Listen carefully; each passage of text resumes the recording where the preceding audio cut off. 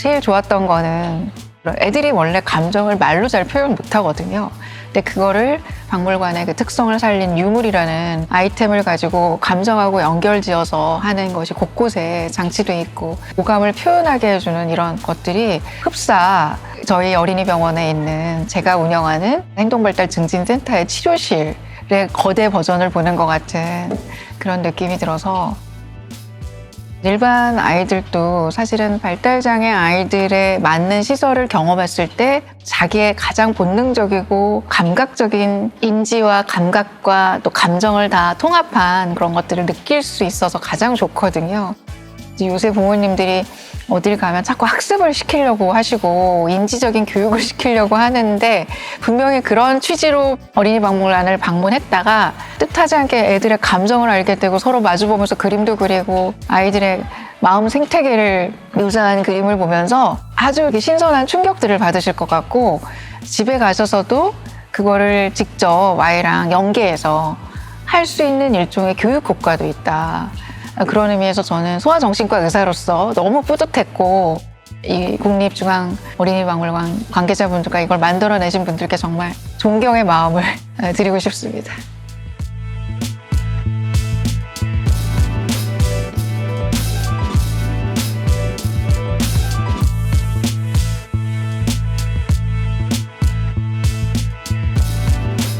많은 부모님들이 아이의 조금이라도 문제 있으면 빨리 개입해서 해야 아이가 잘 발달한다라는 그런 기본적인 지식들을 갖고 있다 보니 너무 이제 어린 아이들을 유심히 관찰하시고 기질은 어떤지 어머님들이 너무너무 공부들을 많이 해서 정말 반전문가들이신 분들이 많아서 그만큼 또 아는 게 많으면 걱정들을 많이 하게 되잖아요.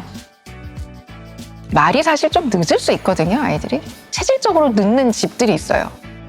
체질적인 말이 늦는 아이들은 사실은 그렇게 걱정을 안 해도 되는데 부모님들도 다 아세요. 얘가 말은 잘 안 하지만 나하고 다 눈빛 교환도 되고 표정 교환도 되고 맑게 알아듣는 것도 다 되고 심부름도 웬만큼 하고 한두 단어 가지고도 대화가 다 되는 것 같은 그 느낌이 있으면 그냥 걱정을 내려놓으시면 되거든요. 엄마가 와 저기 불꽃놀이 봐라.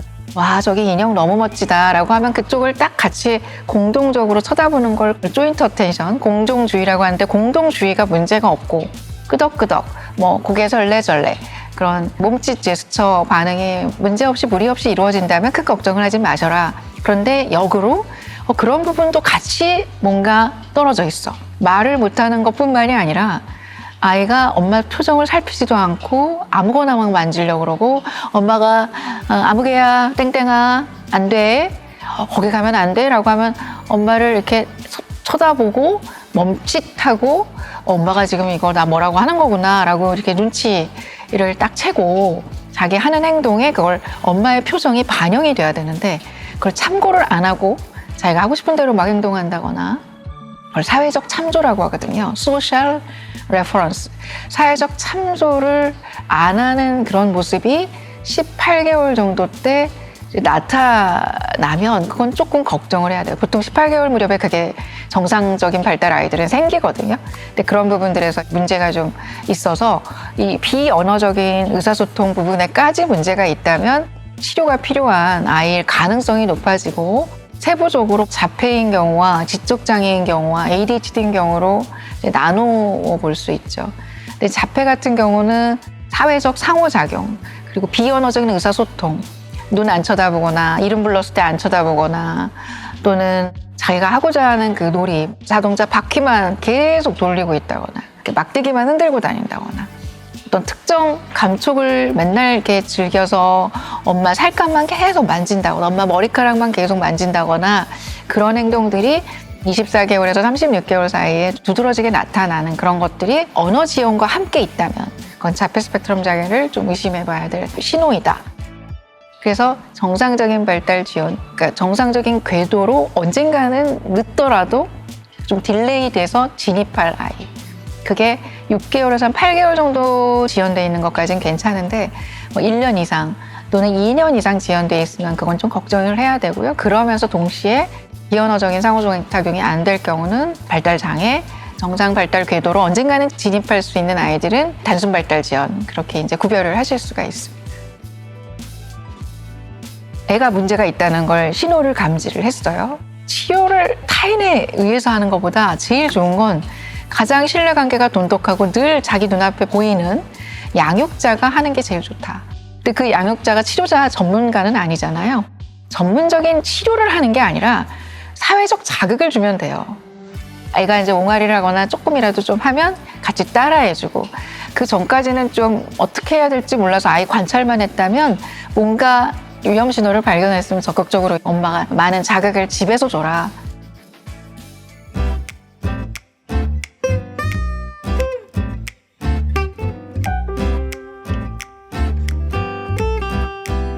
애들은 원래 부정적인 감정을 이야기하면 혼날 것 같다는 그런 생각이 있어요.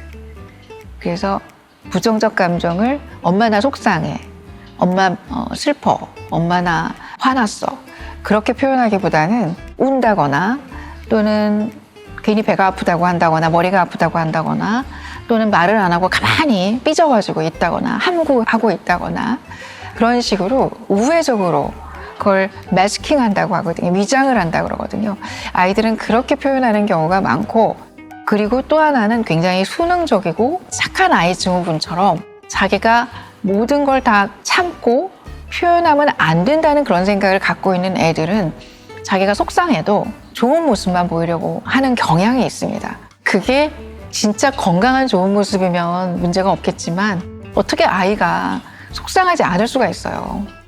아이들은 약자인데 늘 부당하다고 느끼지. 그리고 동생이 갑자기 태어났는데 자기가 뒷전으로 밀린 것 같은데 얼마나 불안하고 속상하겠습니까? 자기는 더 이상 사랑받지 못할 것 같고 나는 이제 더 이상 부모로부터 1순위가 아닌 것 같고 왠지 버릴 수도 있을 것 같고, 그 공포는 부모님들이 상상하는 거 이상의 공포예요. 그럴 때 아이가 솔직하게 엄마, 나 엄마가 동생만 예뻐하는 것 같아서 속상해요. 나 동생하고 엄마가 집에서 놀고 있을 생각하면 유치원에서 못 있겠어. 그렇게 예쁘게 조목조목 얘기하는 애는 없습니다.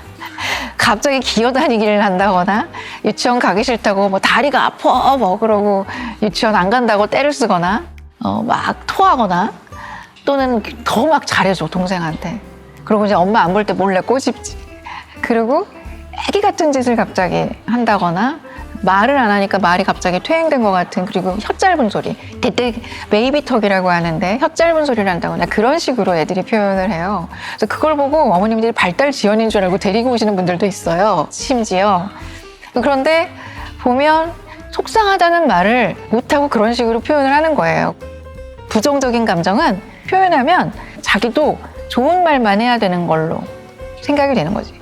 애가 아직 어리기도 하고 그런 표현을 하는 게 왠지 본인도 죄책감이 느껴지니까, 왠지 그러면 안 될 것 같으니까. 그럴 때 부모님은 먼저 멍석을 확 깔아주셔야 돼요. 얼마나 슬프고 무서웠어? 엄마 없어진 줄 알았지. 엄마가 동생 이렇게 안고 있는 거 보면 속상하지? 그러면 애가 아니? 그러다가도 눈물이 그렁그렁 하면서 울먹울먹 하는 게 보여요. 생각보다 부모님들이 모르세요. 아이들의 마음속에 슬픈 마음이 있다는 걸 잘 모르시고 의젓하면 우리 아이가 참 의젓하네, 형답네 그렇게 생각하시는데 사실 애 마음은 진짜 그게 아니거든요. 그러니까 미리 마음을 읽어주고 멍석을 깔아줘야 애는 내가 이런 좀 속상한 마음 표현해도 되겠구나. 속상한 마음 표현해도 엄마는 나 안 혼내나 보다. 오히려 엄마가 날 더 칭찬하네? 그래서 그 표현을 해주는 거에 대해서 굉장히 경청해주고 막 격려를 해주고 막 칭찬해주고 그러면 아이들은 그런 표현을 해도 되는구나 라고 이제 안심을 하고 더 표현을 편하게 하게 되는 거죠.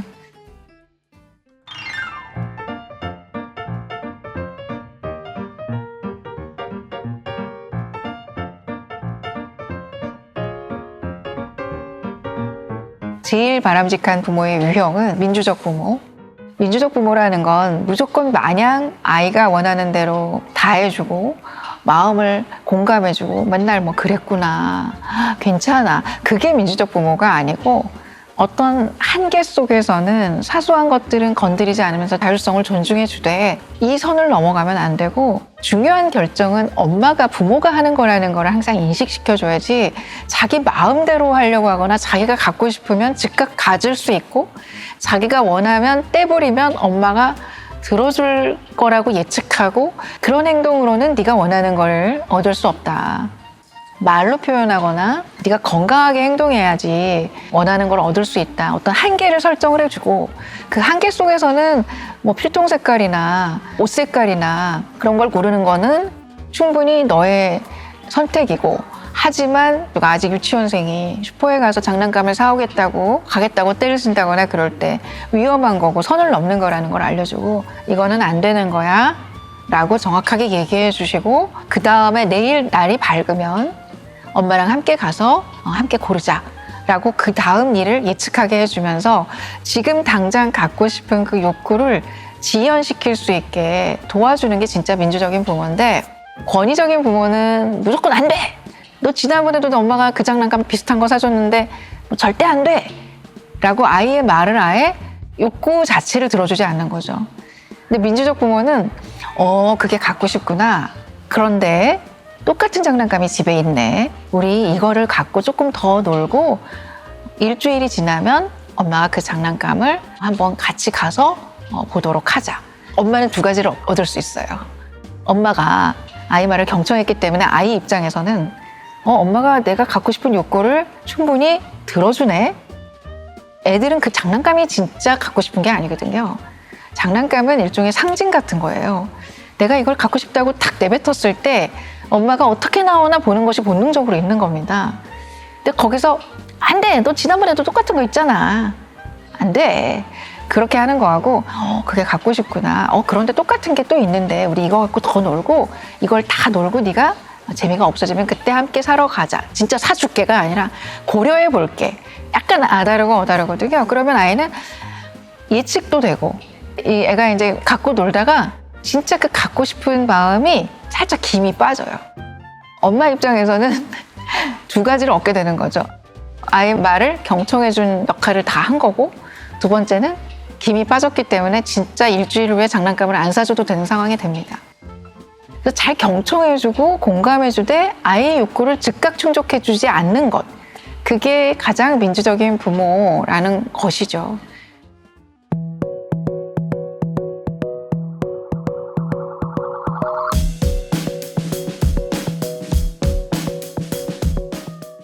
작은 실수 같은 거에서 계속 지적하고 그러다 보면 정말 큰일에서 안 먹혀요.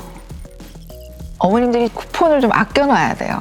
쿠폰을 너무 남발하면 혼냄의 비중을 애들은 굉장히 작은 1, 2 정도 되는 것과 정말 해서는 안 될 정말 크게 단호하게 절제시켜야 될 일이 한 7, 8짜리가 있다고 하면 1, 2에서 너무 자잘자잘한 거에서 잔소리나 지적을 받았기 때문에 애 마음은 어떨까요?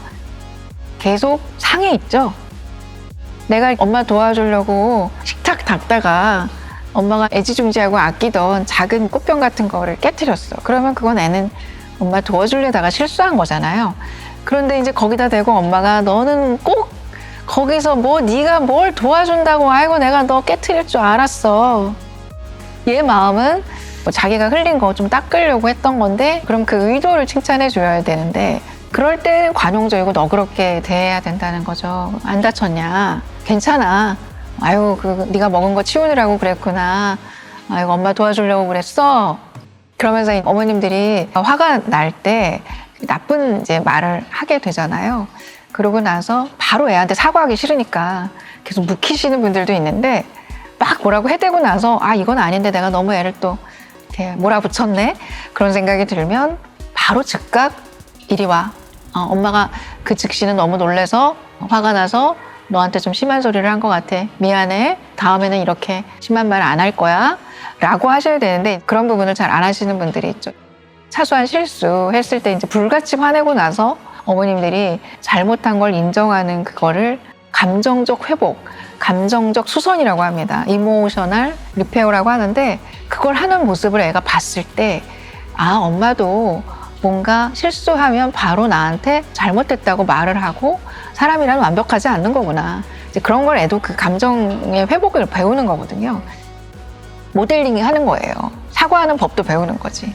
그리고 어머님은 또 어머님대로 완벽해야 한다는 강박에서 좀 벗어날 수 있고, 그러니까 두 가지의 어떤 효과를 다 거둘 수 있는 거기 때문에 그렇게 하면서 아이의 마음을 빨리 수선시켜주는 거죠.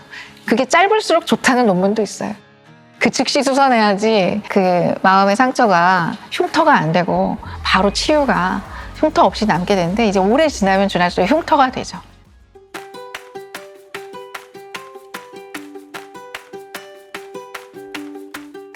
이 사회는 엄청나게 다양한 인간들이 존재하는 사회라는 거, 그 신경 다양성이라고 요새는 부르자고 하는 추세이거든요. 전 세계적으로 장애 아이들을. 특히 자폐 스펙트럼 장애 같은 경우는 굉장히 특성들이 되게 다양해서 잠재력을 많이 갖고 있는 애들도 있어요.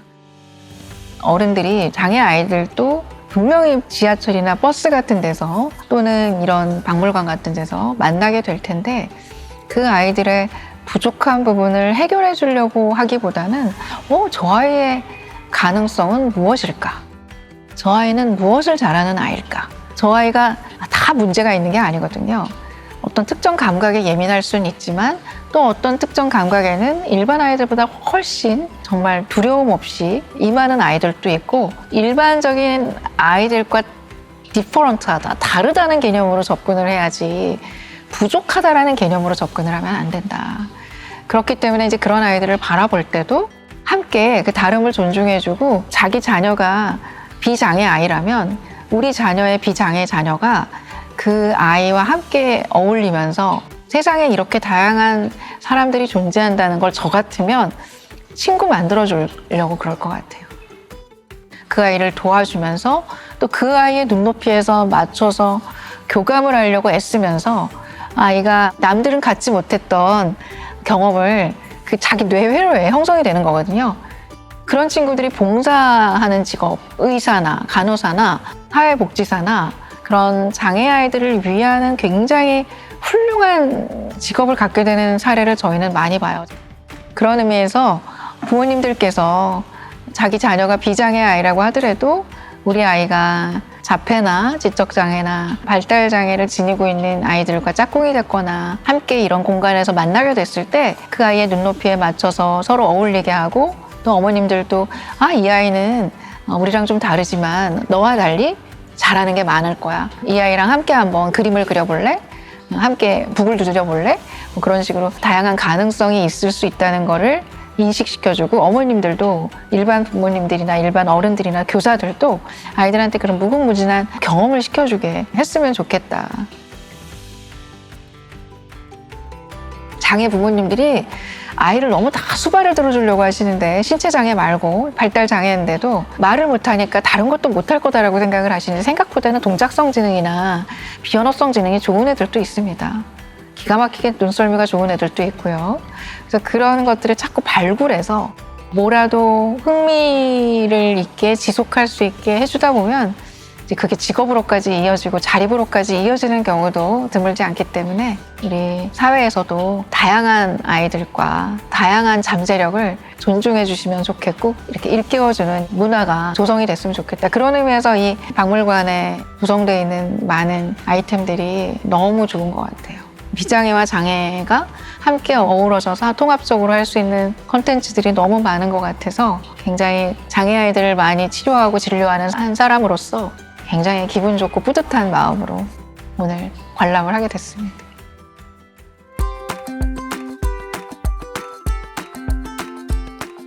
소아정신과를 하게 된 계기는, 정신과 의사를 하다가 정신과 의사를 하는데 성인 환자들을 이렇게 보면 어린 시절에 너무 안 좋은 기억들이 다 있는 거예요. 근데 환자들이 보고한 기억들이 이게 믿을 수가 없는 거죠. 타임머신을 타고 가서 그 환자의 어린 시절을 직접 보고 싶은 욕구가 막 생기더라고요. 레지던트 2년차, 3년차 때 제가 발달 이론을 공부하면서 와, 이렇게 어린 시절에 어떤 일을 겪었는지가 조현병이나 성인기에 발병하는 병을 이렇게 많이 좌우하고, 어린 시절의 모습을 모르면 이 환자를 이해할 수가 없는 거구나. 그래서 그 환자와 보호자의 입으로만 듣는 그 사람의 어린 시절이 너무 궁금해지고, 그때 좀 미리 개입을 했으면 이 환자가 이렇게 만성 정신분열병, 만성 조현병, 뭐 우울증, 조울병 환자가 안 됐을 수도 있는데 좀 안타깝다 뭐 그런 생각 때문에 어린 시절에 직접 개입해주는 의사가 되고 싶었어요. 어린 시절에 뭔가 도움을 받고 가정 환경을 달라지게 우리의 도움을 받아서 교정이 되면 생각보다 큰 문제 없이 잘 자라는 경우도 많기 때문에 그런 보람을 느끼고자 소아정신과를 해야 되겠구나 라고 생각을 하게 됐습니다.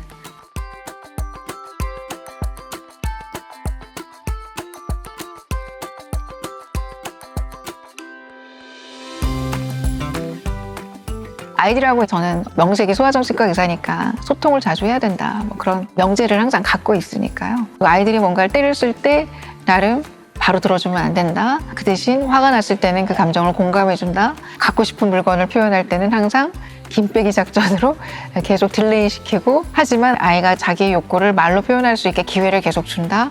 그런 것들을 통해서 제가 그래도 자부심 갖고 있는 건 스마트폰을 고등학교 3학년 때까지 주지 않았어요, 저는. 스마트폰이 어떻게 아이들의 뇌를 망가뜨리는지 너무 잘 알기 때문에 스마트폰을 조절할 수가 없는 건 아이의 탓이 아니에요. 기기의 속성이지. 그 부분에 대해서도 아이들한테 설명하고 너희들 때문이 아니다라는 걸 너희들이 알아줬으면 좋겠어. 너희들 잘못으로 스마트폰이 없어지는 게 아니다 라고 하면서 이제 소통을 계속했고요.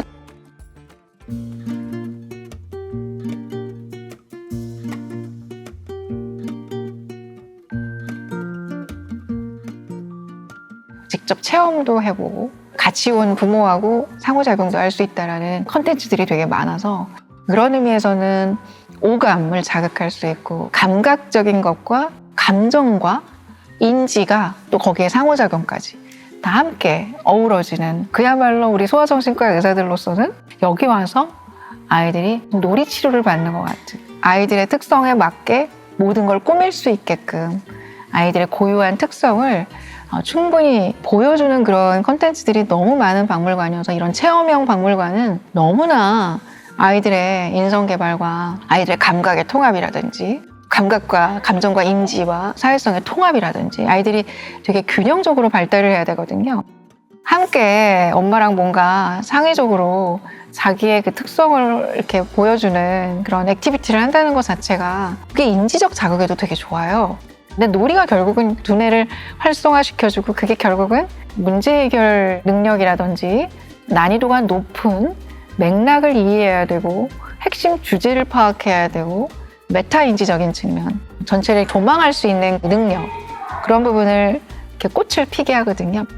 그런 의미에서 이런 박물관의 구성 요소라든지 어떻게 운영하는지가 저는 정말 중요하다고 생각하는데 여기 와보니까 정말 그럴 수 있는 공간으로서 너무 충분하다.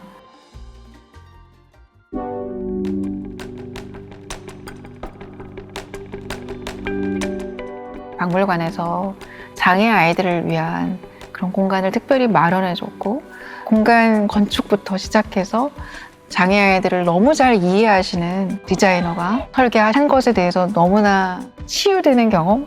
내가 진짜 이 분야에서 일하고 있다 보니 저도 발달장애 아이들이 제 자식 같고 그들이 커나가는 걸 보면서 이들이 살아나가는 삶과 이들이 사는 커뮤니티가 편리해졌으면 좋겠고 불편할 때 쉴 수 있는 공간이 어디든 도처에 있었으면 좋겠다는 생각을 항상 하고 있는 그런 전문가이자 어른 중에 한 사람으로서 이런 국립박물관의 공간에 한 곳을 이렇게 크게 할애해서 시설도 아주 장애 아이들의 눈높이에 딱 맞게 그들의 감각을 너무 충분히 이해하시고 또 다치지 않게끔 안전장치가 너무 잘 마련이 되어 있는 그런 것들이 그 마음 자체가 정말 너무 따뜻하고 장애 아이들을 위한 공간으로서 너무 손색이 없다 그런 생각이 들었고요.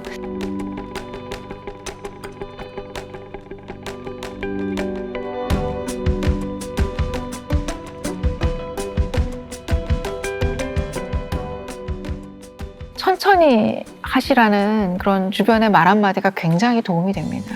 외면하기보다는 옆에서 제가 뭐 도와드릴까요? 그러면 아니 도와줄 필요 없어요 라고 하면 천천히 하세요. 저희들은 괜찮아요 라고 해주면 그게 도와주는 거 이상의 마음의 여유를 주고 내가 이렇게 너무 피해만 주는 게 아니라 이렇게 도와주려고 생각하시는 따뜻한 마음이 있으신 분이 있구나. 그래서 이게 마음이 위로가 되니까요.